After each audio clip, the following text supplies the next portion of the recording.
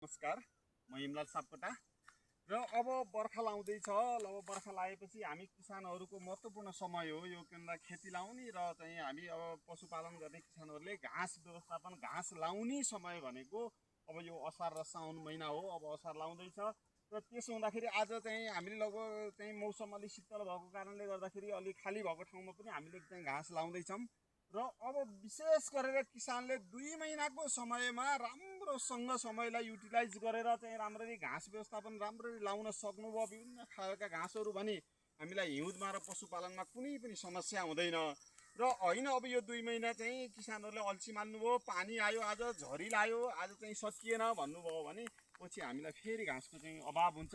घाँसको अभाव भयो भने एकदमै गाह्रो हुन्छ।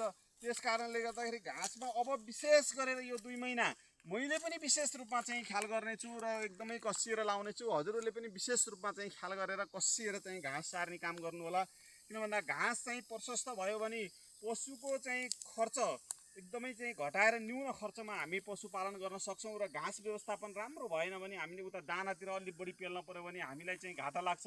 त्यसो हुँदाखेरि विशेष गरेर चाहिँ घाँसमा एकदमै ख्याल गर्नुपर्छ र हामीले यसरी घाँस चाहिँ हामीले प्रशस्त भयो भने घाँस चाहिँ यसलाई चाहिँ काटेर साइलेज बनाउन पनि सकिन्छ र यसलाई चाहिँ पछि सुकाएर हेको रूपमा पनि प्रयोग गरेर राख्न सकिन्छ र अर्गेलो भयो भने हामीले बेच्न पनि सकिन्छ। हिजो मात्रै हामीले लगभग एउटा डाँख्लालाई जम्मा 2 रुपियाँको दरले हामी 1000 डाँख्ला चाहिँ हामी एकजना किसानलाई हामीले न्यूनतम मूल्यमा हामीले यसरी दिएका छौँ।